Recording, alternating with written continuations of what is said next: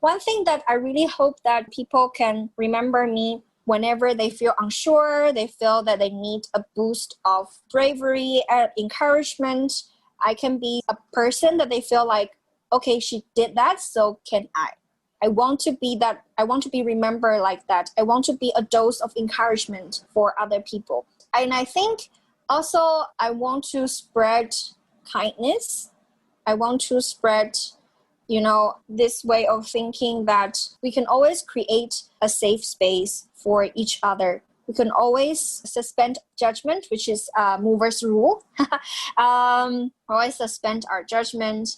And we can always, at one point of time, let go of our personal insecurity, our personal negative feeling, and focus on a greater cause, focus more on how we can contribute to other people.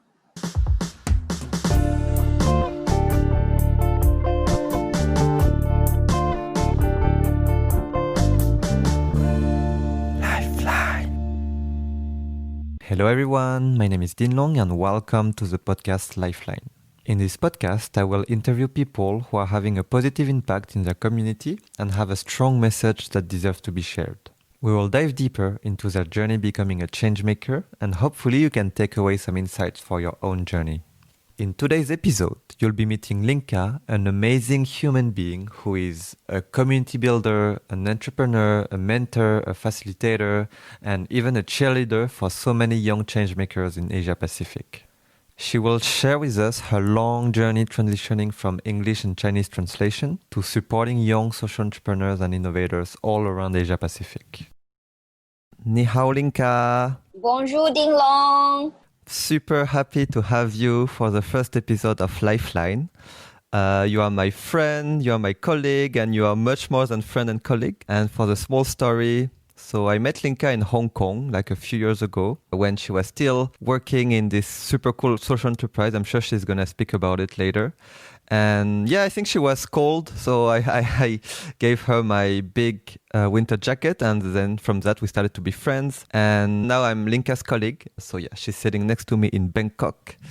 And yeah, super happy to have her. She's so inspiring. She's inspiring so many people all over Asia Pacific. So I hope to bring her wisdom to even more people. So yeah, Linka, I know that with our work, we need to introduce ourselves like 5 times a day. And you always try to adapt the way you introduce yourself with the people or group of people you are talking to. So now I have a challenge for you. Is how would you introduce yourself for an invisible audience? Wow. Okay. Challenge accepted. So yeah, I think the way that I always try to adapt myself to introduce different group of people, usually based on, the countries they're from, some of the information that they already share with me. So I can try to find the similarities I would have with them. So because I think that whenever I meet a new person, the only thing that comes into my head is how can I shorten the distance between this person and me? How can I make this person feel comfortable around me at the shortest time possible? So I don't know, whoever is listening to this, hello there. My name is Linka. I'm from an island between the Strait of mainland China and Taiwan. So if you can draw a visual map in your head, there's an island and it's a swimmable distance to the territory of Taiwan. So I always want to introduce this because I feel like where I was born has a very important role of defining who I am.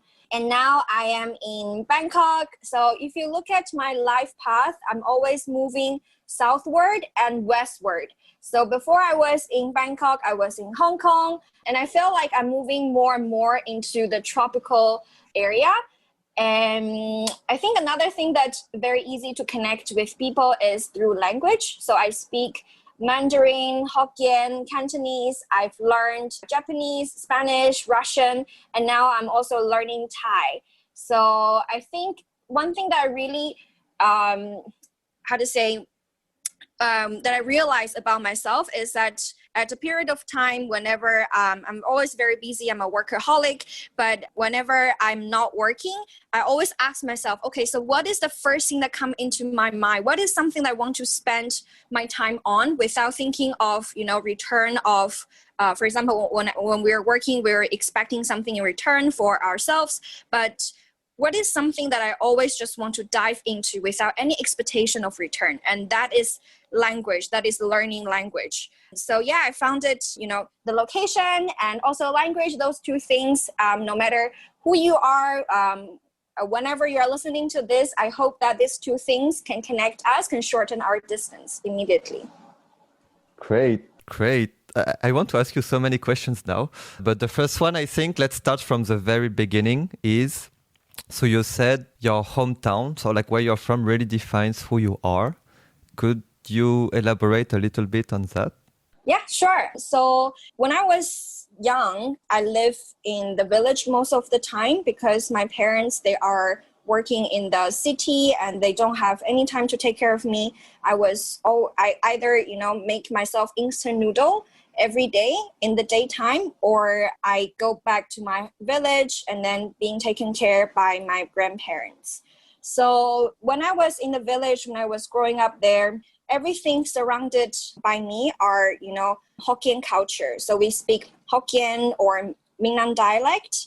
We eat very similar food with people from Taiwan, of course. And the funny thing is that we don't have TV signal from mainland China side. We can only receive TV signal from Taiwanese side. And the thing is that most of the villagers live in the same village with me. They don't speak Mandarin. They only speak Hokkien. So even watching the mainland Chinese TV, for them, it's very, very painful because it takes time for them to adapt to the language and also to understand the context. So I realized this when I was working in intercultural education. I have a deeper understanding, but I think the seed was planted at that time, receiving, growing into different cultures.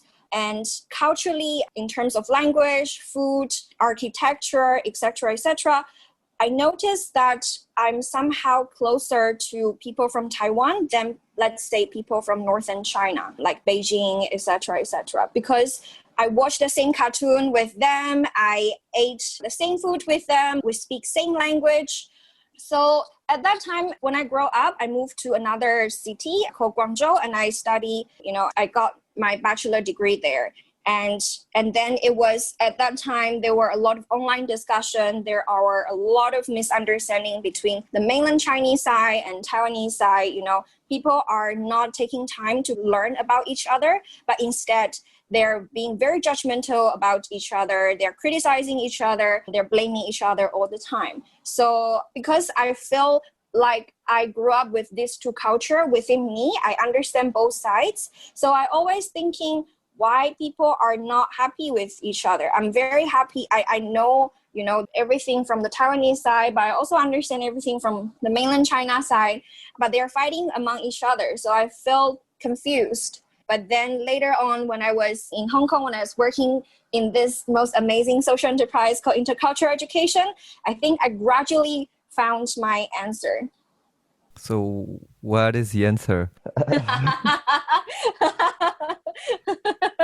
Yeah, I think it's not the whole picture of the answer, but just one, maybe just I gradually draw the picture of the answer. And I think that it's very similar to all the conflicts and all the misunderstanding, regardless of, where you're from. It's also similar to the conflicts between our generation and our parents' generation, etc., etc. So I think in summary, for me, all the conflicts, all the misunderstanding comes from, this human's mindset of we want to jump into the conclusion. We want to take the shortcut. We want to just release our dissatisfaction, our negative feeling as soon as possible without, just holding our thinking and then ask ourselves, why do we think in this way and why the other part doesn't behave the way that we expect?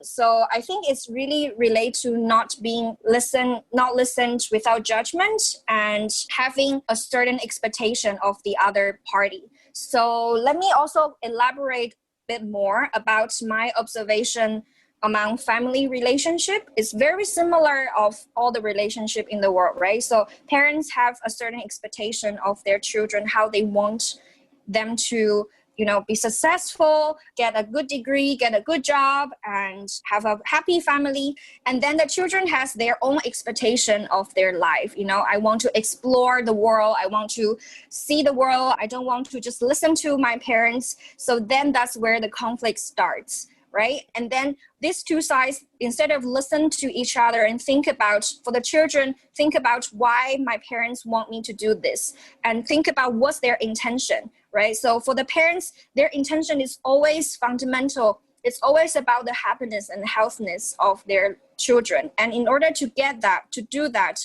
the way that I see it, based on their generations of knowledge, is to get a good job, to get a good degree, and have a happy family. So that's the way that they want to protect their children. But then the children didn't think in this way. They didn't see the intention of parents. They only see how they communicate the message. And that's where the misunderstanding starts, right? And then for the parents, they didn't also see their own intention. They just want to put this expectation on the children. And when the children can't fulfill their expectation, they didn't take time to think why they don't behave the way I expect, and then the both sides, they just jump into judgmental, back and forth among each other. So I think it's where I started to learn about, whenever there's misunderstanding, there's conflicts, don't stop at how the message was communicated, and look into what are the intentions from both sides. Yeah, super interesting. It's really like diving deeper into understanding why people say that or behave like this. But it's something that I guess people don't do naturally. So it's great that you learn that, but you do it naturally now. So I know the example you just mentioned is close to your heart. I mean, about parents' expectation and children expectation, because it's something that you were affected by, right, when you were growing up. Correct. Yeah, so maybe it also happens to me. I also learn from my experience. When I was in university, the whole world just opened up for me.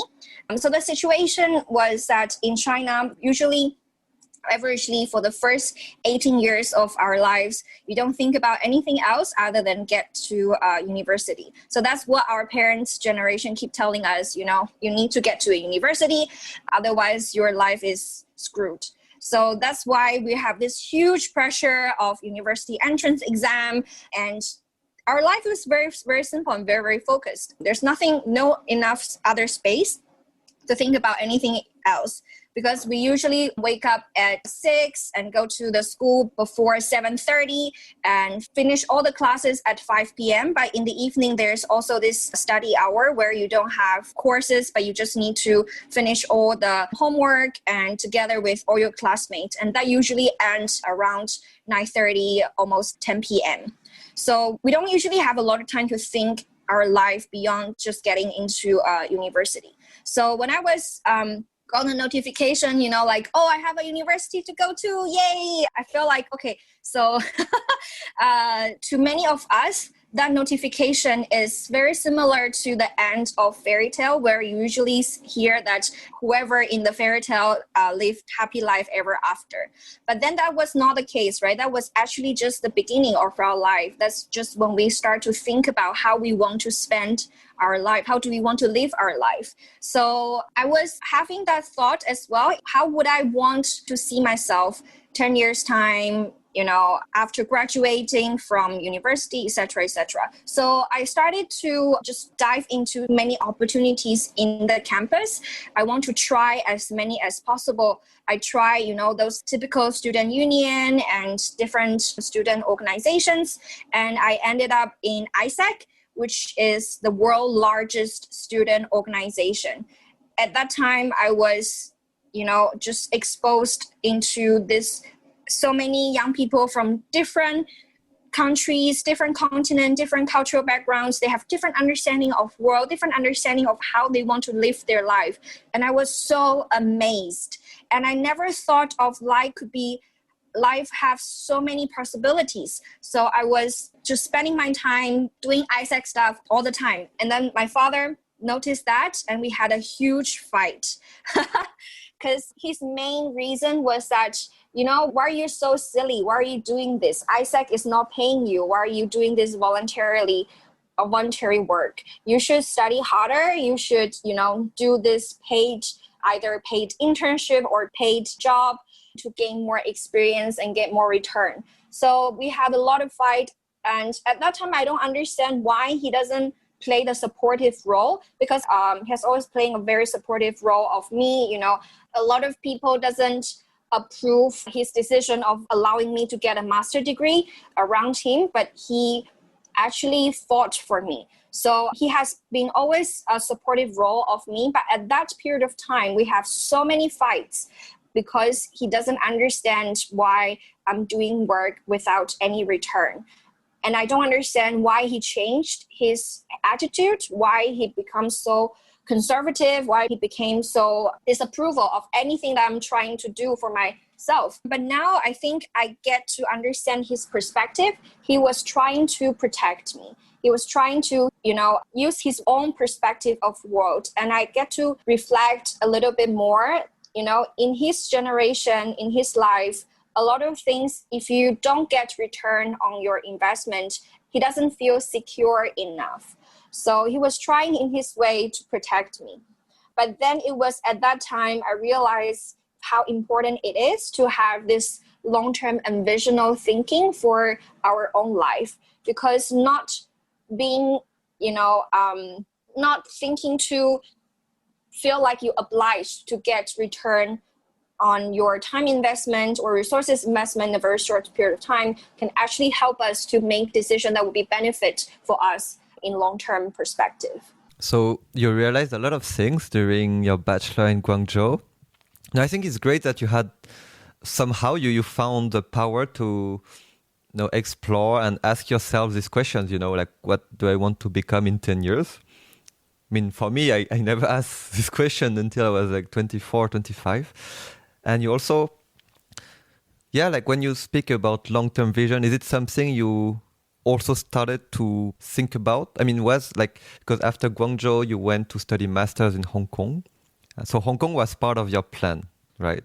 Yes. Well, how to say, I chose to study English and Chinese translation when I was 18, and I was asking a lot of family members what subjects should I choose, because I have no clue, and a lot of them suggest English and Chinese translation because from their perspective that was something that I would get a high paid job when I graduate, something that from their perspective it would be a good return on investment if I spend 4 years for a bachelor degree.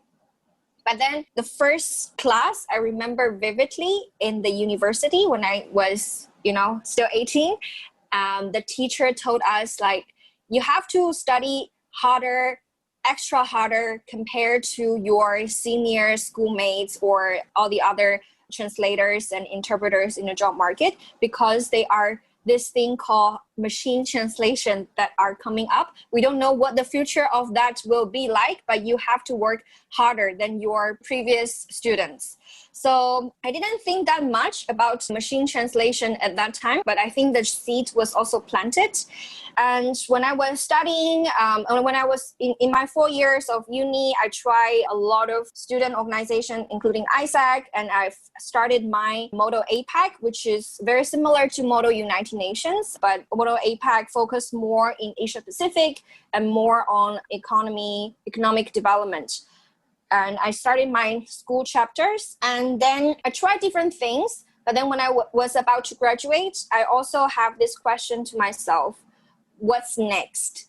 So I tried to apply for jobs. I tried to see different job opportunities. But to be honest, I think I wasn't having a very pleasant experience. And at that time, I think I didn't get a lot of people to recognize my unmainstream behavior or unmainstream thinking. And I was also given this opportunity to study in Hong Kong because of my father's support. And I also like the study of translation and interpretation because I later noticed that it actually gives me a lot of soft skills. We are asked to prepare different topics every week for the conference. So in order to speak like an expert for that conference, the mock conference, of course, we have to dive into a certain topic every week. So I noticed that I really like, not just focusing on one industry, but jumping between industry. And then also being able to absorb as much information as possible in order to output it in a way that people think that we speak like an expert. So I really love that experience. So I decided, okay, let's do another year of master degree and let's see what life will take me. And I remember right now, actually at that time, we were discussing about the concept of platform. Sometimes when we think about either career development or our life development, it's important for us to level up ourselves into different platforms, because sometimes it's not because of our capability or capacity, it's because we're not exposed to a certain platform. So that's why I decided to go to Hong Kong. So where did life bring you in Hong Kong? So I think Hong Kong is where a lot of dots were connected. When I was in Hong Kong, for the first half of the year, I feel like I was 18 again. So when I was 22, I moved to Hong Kong, but then the first half of the year, I feel like I was 18 again because the whole world just opened up to me again. Well, the thing was that in China, a lot of opportunities, a lot of connections within China and outside of China was very restricted. But in Hong Kong, I felt like there were no barriers. Everything that I can find, I try to absorb it. I was like a sponge, so I try to seize all the opportunities I can find, try to learn as much as I can. And also because I study English and Chinese, and Hong Kong is a perfect bilingual place for me to explore and try different things. So I would spend time in the campus going through all the posters, all the seminar, all the workshop, and took note things I want to participate. And one of the life-changing seminar or lecture that I attended was moderated by Freddie. He was one of the most important life person for this life-changing experience. So at that time, Freddie was, moderating and emceeing an event about social innovation. And that was just mind-blowing to me. It was the first time I heard this concept of social innovation. And so during the whole discussion, I told myself, after this, I have to speak to this moderator. He's so inspiring, and he's just exactly something that I can imagine myself to be in the future. So I spoke to him, and the way I approached him was that, I'm studying PolyU, and I'm studying linguistics, English and Chinese translation. And, I'm very happy to volunteer my time. Let me know how can I help. And then he connected me with intercultural education, which was the most awesome social enterprises in the world. And I was helping out them with some of their training workshop. And most of the time it's bilingual because they were doing some social innovation trip, bring a lot of Mandarin speakers to different corners of Hong Kong and introduce to them what is social innovation, what are some very interesting people in Hong Kong around social innovation. And I remember very vividly, there was one experience I was being the translator for Cesar Harada. He is even till now, I can't believe I did that.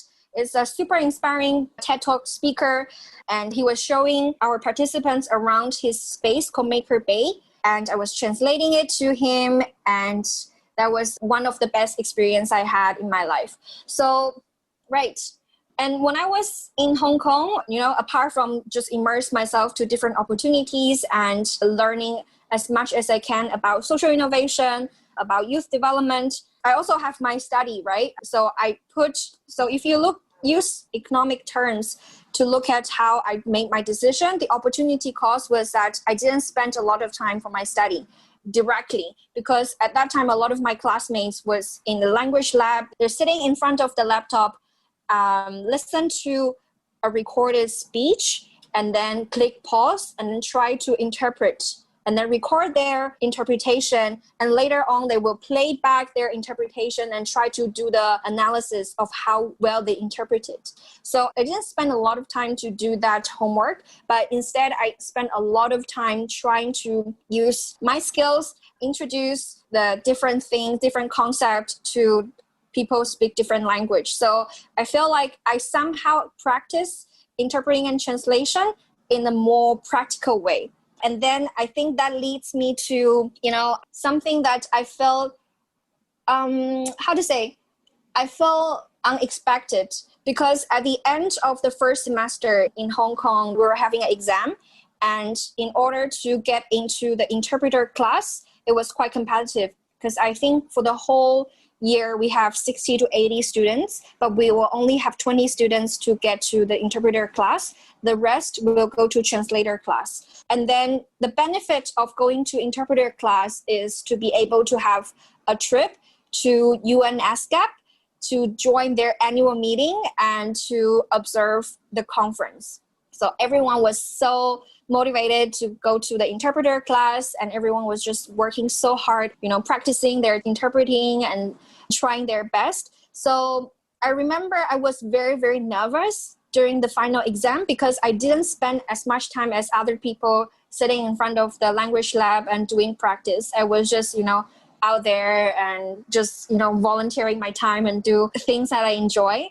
But then unexpectedly, I got into the interpreter class, and I also got the chance to come to the UNSCAP and observe their annual meeting. Yeah, I'm quite impressed, because like from your bachelor to master's, you were always doing so many things, like now that, because now, it sounds so easy when you say it, but I imagine like if we just put yourself in your shoes there, you don't know what exists, you don't know what you're supposed to do, you're doing this, but you're not sure if you're going to get a job in the future.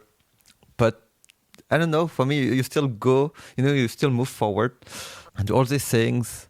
And, you meet these people, and many people will not even speak to them, but you still go. No, for me, it's super, I mean, it's a word we use all the time, but it's super entrepreneurial. Yeah, and I mean, I know that during this conference that you met Savi, which is another very important person in your journey. And yeah, for me, it's, I don't know, it's, your life is a succession of not so random meetings because you provoked it. Yeah, you worked hard for these meetings, even though you didn't know you were going to meet them. So who was Savi in this conference, and how did you approach him?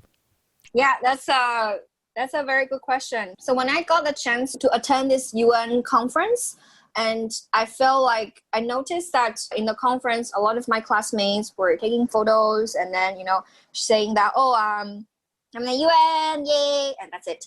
I mean, they work very hard. They're trying to take notes of the conference, and they try to finish the homework that the teacher assigned to them, which is to analyze the performance of the official interpreter. But for me, I feel like if I just do that, I will definitely miss out a huge opportunity. So I asked myself this question. At the end of this 3-day conference, what could be my biggest takeaway? So I went to the participants list and I tried to see who is in the room. So I noticed a very familiar name. So he is a representative of ISAC. Even though I don't know that person at the time, but because I have ISAC experience, and also because I'm always think about how to shorten distance between me and the person I want to know. So I start with, telling the person, I'm also an ISAC, or I'm an ISAC alumni. And I try to say, who I know from ISAC based on my assumption that the person that could know. And apparently we have a lot of mutual friends. So we got to know each other a little bit and chat. And I mean, of course, he was not the only person I chatted with.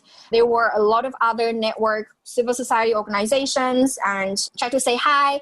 But then because of this common experience, because of ISAC, I got to speak to this person a little bit more, and we leave each other contact. So I remember, we didn't speak much afterwards. We just add each other on Facebook. But then when I graduated from my master program, I posted on my Facebook. And then at that time, I was also doing job hunting in Hong Kong. Honestly, I was very, very depressed. Very, very depressed. Because, the whole world opened up for me when I was 18, and I realized my world gets bigger. And the whole world opened up for me again when I was 22, 23. My world gets bigger. And the moment I graduated, I realized my world narrowed and shrank to this tiny little own space. The reason why was that, remember I was sharing that, through my whole bachelor and master life, I've always amazed by how many possible ways people can live their life, right? But then when I graduated, I got a job in an architecture firm doing their in-house translator and also their administrative work. I realized I was telling myself, is that it? Is that all of my life? All of the time I was exploring different possibilities of life. And now I'm ended up working as a translator for architecture company, and no one seems to care what's going on with the world. And so I was very, very depressed at that time. And then one day, I remember Savi shared this job opportunity to me and asked me to apply. It was about youth development through social entrepreneurship and innovation. And also the position required a person that can speak English and Chinese. So I feel like that was something that I wasn't aware, but I have been prepared for this moment through my whole life. Wow. You joined ISEC in Guangzhou, but a bit randomly, just to explore, but it's ultimately the bridge between you and Savi, I don't know how many years later. I think it's beautiful. And I don't know, I wonder I want to know also what, throughout all the years in Guangzhou, Hong Kong, what gives you this strength to ask yourself all these questions? Because, I guess you are in this architecture firm. I guess you could stay there your whole life, but you didn't want to. You ask yourself the questions, and you always want to meet people, even though maybe your father didn't, approve you going to ISEC and stuff. What gave you the strength to continue exploring like this? Oh, that's a very good question. I never actually think about that in this way, the strength. It's more like, what's the strength? I guess it's just about, I need to think about it. Because there's too many things in my head, and I feel like I want to try to organize in the way that it's easier to be understood. So last year, I met a very interesting person, and she has this term. She told me this term. I didn't actually think about it before, but she used this term, and I feel like it's very, very important. So she used this term called third-person perspective. And today I was reading about behavioral economies, and there's a very interesting concept called two-self. So essentially, I feel like there's this awakening time when you realize you're not just a person who just experienced a moment. You also have a third-person perspective, trying to take yourself from the moment, and then to think long-term and also reflect on what happened in the past. So I think it comes from my good friend since I was born, which is my mom. So she has been a very good listener throughout my whole life. She never judged my behavior. She just asked me how I feel. She just want to understand my perspective, not because she doesn't want. She also has a certain expectation of how I should spend my life. But then she always respect me. She always feel like she trusted me, my decision. She think that I'm capable to handle my own things. So this unconditional trust and this very safe space for me to share my feeling, my thinking. So when I was 18, when I left home, so I was alone, she was not around, I don't have a person to bounce back idea, to think. So I think it was at that time I have this third person view, third person self, that I try to have someone who I can have self-conversation with in my head. So whenever I felt, I'm not happy with today's situation, I ask myself, okay, so what happened today? Why did I not feeling happy? Why I was angry? Or why did I just thoroughly enjoy that experience? So I think it's,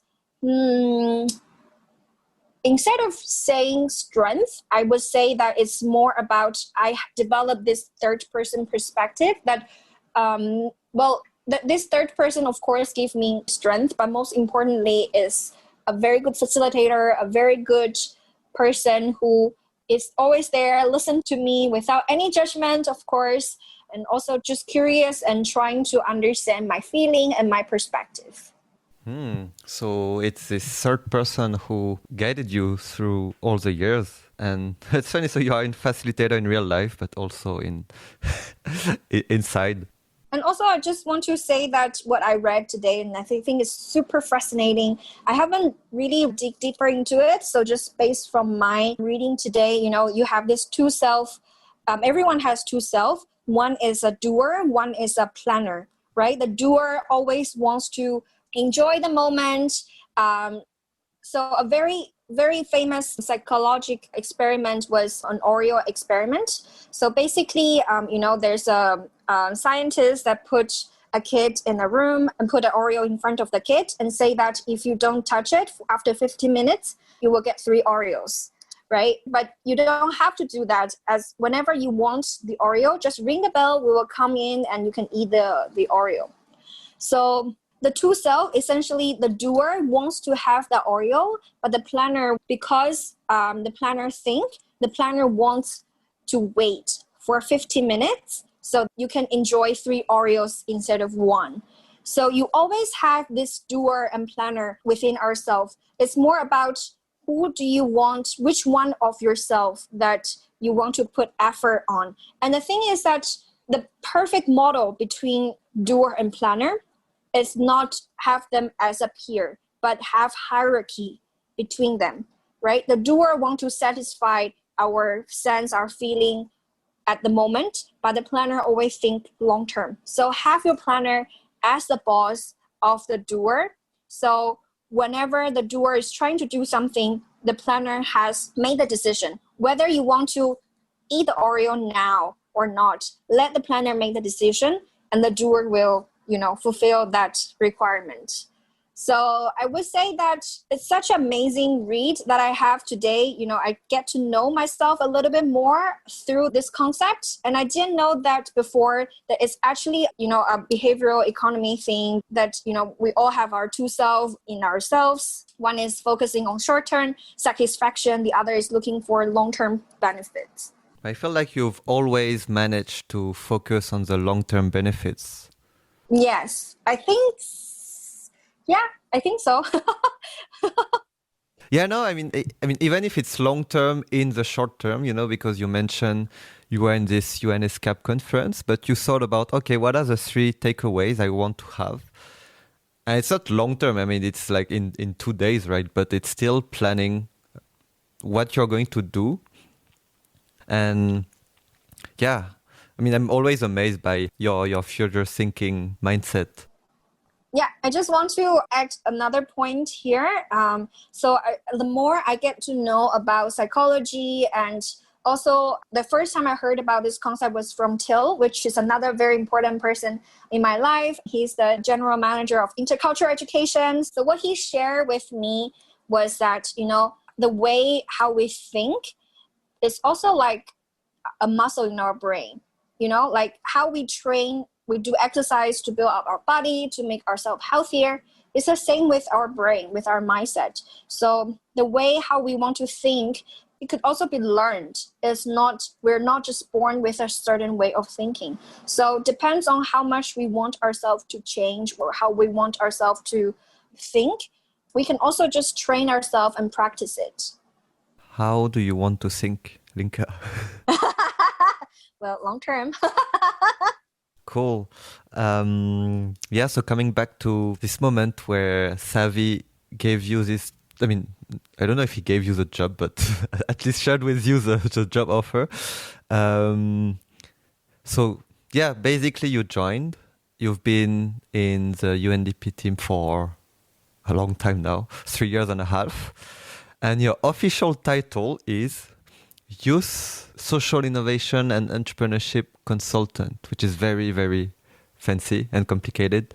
I mean, it's not that complicated, but how would you describe what you do in maybe with different concepts or different words? Yeah, I think just to give analogy, I think what I'm doing is most of the time, not on the tip of iceberg, but underneath the tip of iceberg. So the thing is that I felt like there are a lot of people say this to me, oh, UN just organize conference one after another, but what exactly do they try to make change, right? And I started to ask myself, like, why people perceive the work of UN like that. And I think it's because those things behind conference, the things that we try to achieve is actually underneath, below the tip of iceberg.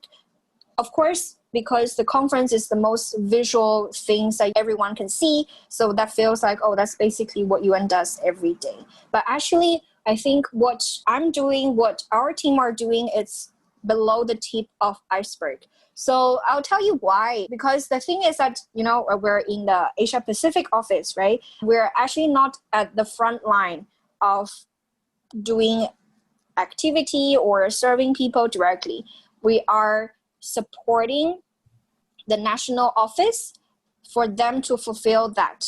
So what we are doing is from the Asia-Pacific office, supporting country office to support young people in the area of social entrepreneurship and innovation. And the reason why we're doing this from my perspective was because that, I personally benefit a lot from being entrepreneurial and learning more about social entrepreneurship and innovation. And of course, there's no single solution that we can save all the challenges and issues in the world, right? Like if you take a look at all the challenges in the world and make it as a huge cake, no one can eat the whole cake by themselves. Everyone needs to take a bite of the cake, so then we can solve the issues all together. And we just focus on youth, and we just focus on entrepreneurship and innovation. So a few things I really love about entrepreneurship and innovation was that it's always, solutions oriented. A lot of time people just like to complain, they're not being treated equally or fairly, or they're the victim. But then entrepreneurship changed the way how we think. We focus more on the solutions. We focus more on positiveness instead of just lock or trap ourselves in this negative feeling. And then also I feel like yeah, I think that's it. Can you describe a bit what you do every day? Oh, okay. Like typical day in Linka's life. My typical day, I I wake up usually between 7:30 to 8:30. It varies because depends on how late I sleep the night before. So I try to build this muscle memory. The first thing I would do in the morning is to connect my phone with Bluetooth and turn on my podcast and listen to the podcast. So while I'm brushing my teeth, changing my clothes, preparing to work, I have this chunk of time when I can just absorb information or knowledge. And then I will start my work. These days it's a little bit different because my calendar is always full. So I don't get to decide how I want to spend my day as much as I want. But I try to keep my morning as my, writing and putting things together, like outputting time at work. And in the afternoon, it's more about meeting or training, workshop. Sometimes that lasts till the evening. But one thing that I would try not to compromise is my sports time. I try to allocate a certain period of time every day to exercise, to not think about work, just focus myself. It's my time, it's myself, Linka time, because I think that's very, very important. We are through the sports, no distraction from the outside. Our body is also giving our mind a message that, you are being taken care of. Cool. Yeah, I like how you try as much as possible to put more like focused time in the morning and less focused time, like meetings and stuff in the afternoon. Even though these days it's impossible. So you stayed so many years now with this project. Why did you stay so long in this project? And what is the impact you want to have with this project? I think very important part of my motivation staying in this project is that I think all of us can see impact and change from our work. And the thing is that because this project, this initiative, Youth Collab, are giving us so much space to create, to also let us decide how we want to create change, how we want to create impact. The thing is that for me, I value a lot on how I can create in my workplace, because I think a lot of entrepreneurial people are like me, we don't want to sit and listen to people about what should be done or just, replicate other people's work. We want to create our own things. We have our own idea, our solutions, right? So I think that's very, very important. And Youth Collab is such, it's amazing that it's not very fixed. It's not strictly defined. It's still growing, there's so much space to create impact within the Youth Collab space. So what I want to see the change, after one day, if I leave it, is that I think because of my personal experience of, this entrepreneurial experience, I really want to give back. I want every young people to have this way of thinking, to understand that we don't have to be entrepreneur to be entrepreneurial. We can use entrepreneurship mindset for our life development. And since you love thinking about the future,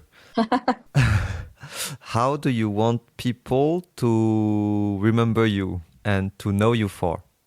Right. So that's also a question that I also ask myself many times. I know. I think one thing that I really hope that people can remember me whenever they feel unsure, they feel that they need a boost of bravery and encouragement. I can be a person that they feel like, okay, she did that, so can I. I want to be that. I want to be remembered like that. I want to be a dose of encouragement for other people. And I think also I want to spread kindness. I want to spread, this way of thinking that we can always create a safe space for each other. We can always suspend judgment, which is Mover's rule. Always suspend our judgment. And we can always, at one point of time, let go of our personal insecurity, our personal negative feeling, and focus on a greater cause, focus more on how we can contribute to other people. I feel like you're already spreading so much kindness and also showing a lot to people that, okay, I'm doing this, so you're also capable of doing this. So what's next for you? I mean, what's preventing you from... How do you see this objective being amplified for yourself? Right. That's a very good question. I think that's something that we are doing together through the Movers program. And I felt very, very proud, when I remember it was our colleague told us that they've interacted with movers, and then they use this term. They say that they are very movers. They're very understanding, they're very empathetical and very positive. So I think we are actually doing this together, thanks to you, my twin. We're amplifying this together, spreading kindness through Movers program, spreading entrepreneurship thinking through Movers program. I think we're doing this. Do you want to pitch quickly what is the Movers program? Yes. So for those who are listening to this, I highly encourage you to check out the Movers program. You can just input bit.ly/join the Movers, correct? No. It's... Oh, sorry. I thought you knew it by heart. No, it's bit.ly/join with a big J, Movers with a big M. Okay. Yes. So bit.ly/capital J, join, and capital M, Movers. So what we are hoping to give through the Movers program is that you get to understand what is SDGs, what is entrepreneurship mindset. But that's just the first step. We also hope that through the Movers program, you get to learn a little bit more about the details of different sustainable development goals, and also the process of innovation, of entrepreneurship, and also at the same time give you more training opportunity to look into different digital skills, different life skills. So the reason why the Movers was designed in this way, why we want to introduce SDGs, is very aligned with our thinking. How can we take ourselves out from our daily life and think about the future of humanity, and how can we connect our future with the whole human future? And then from there, we think about individuals, reflections of how entrepreneurial we are, and do we believe in it? And if we do, where can we start? So yeah, check it out. Join the Movers program, and we will see you there. Yes, join Movers, everyone. Do you need to go in 2 minutes sharp? Oh, is this part of the recording? Yeah, I can cut it. Just to check the time remaining. Or you can, well, I guess so. How many questions do you have?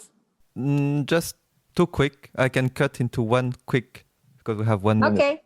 Yeah. One. Okay. Can you describe yourself in 3 hashtags? Wow. Oh wow. Okay. Hashtag giver. Hashtag giver. Giver. I heard hashtag mover. Well, /mover. And hashtag positive lifestyle, positive life, positive well-being, positive mindset. One last hashtag philosopher plus action takers. Wow, that's a good summary as well of the 1 hour conversation. Cool. And yeah, just quickly, where can people find you, Miss Lin? Oh, right. That's a very good question. You can find me on LinkedIn, but you have to search me KELIN and bracket Linka. Or you can find me on Instagram, Linka.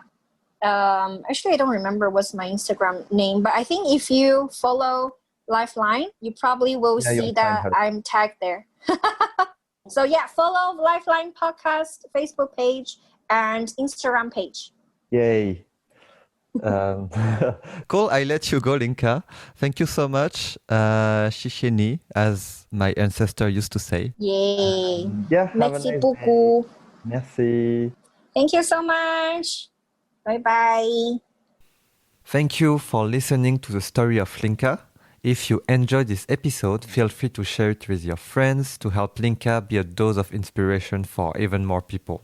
In the next episode, you'll be meeting Valentine, a social entrepreneur who actually never thought that she could be a social entrepreneur herself. She is on a mission to help as many people as possible to be able to speak up. Here is an extract, and see you next time. And I really discovered a new universe for me. I didn't know this ecosystem, these people. And I was very glad to meet people who believed in what they do every day. They just believe in themselves and in their actions. They are not cynical about their work. I was really, stunned by that. And I also see that people were normal, like social entrepreneurs were normal people. And that is great because in my head, there was Steve Jobs and only Steve Jobs. So in my mind, it was impossible to be an entrepreneur if you don't have a lot of technical background, if you're not known or something. So that was great to meet some real people and people who were really authentic. So I think this was I don't know. Like the aha moment. Exactly, yeah. Et ça a fait tilt, as we said in French.